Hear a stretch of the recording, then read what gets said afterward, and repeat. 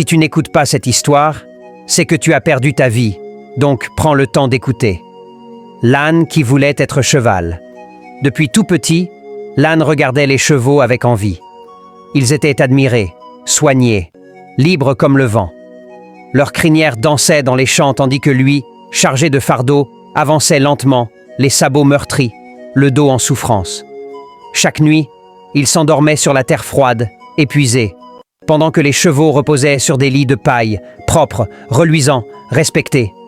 Si seulement j'étais comme eux, pensait-il souvent, le cœur serré.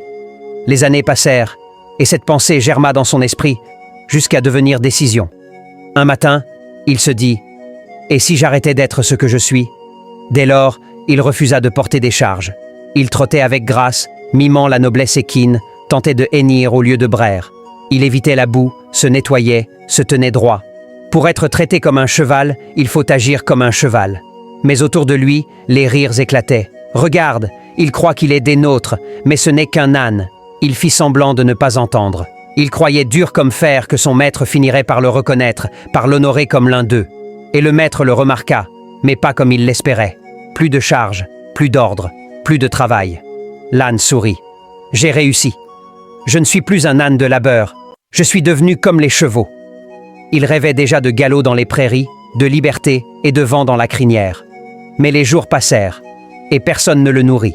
Il attendait, certain qu'on l'emmènerait bientôt à l'écurie des chevaux. Mais seule la faim vint. Tremblant de faiblesse, il se rendit auprès des chevaux. « Puis-je partager votre foin ?» Mais ils détournèrent le regard. « Ceci est pour les chevaux. Tu n'es pas des nôtres. » Blessé, il recula. « Je ne suis plus un âne, mais je ne suis pas un cheval non plus. Alors qui suis-je » Il retourna à l'étable. Un autre âne occupait sa place. Il proposa de travailler, de porter des sacs, mais ses forces l'avaient quitté. Il n'avait plus de rôle, plus d'identité. C'est alors que le paysan s'approcha, une corde à la main.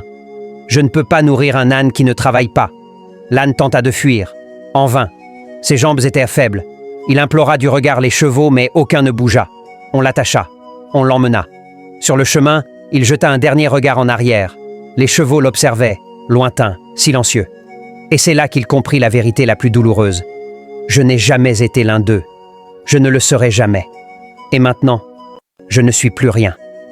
Dans un dernier cri, les larmes aux yeux, il supplia. Je veux redevenir un âne, je veux travailler, je veux ma vie d'avant. Mais c'était trop tard. Morale. On pense parfois que la vie des autres est plus belle, plus facile, plus enviable. On oublie que chaque rôle, chaque être, chaque fonction a sa valeur. En cherchant à tout prix à devenir ce que l'on n'est pas, on risque de perdre ce que l'on est. L'âne n'était pas inférieur. Il était utile, précieux, digne. Mais en reniant son essence, il a perdu sa place, sa mission, et jusqu'à son respect. N'envie pas ce que tu n'es pas. Aime ce que tu es. Parce que ce que tu considères comme peu, peut être tout. Et parfois, vouloir être accepté là où l'on ne doit pas être, coûte plus cher que d'être soi-même.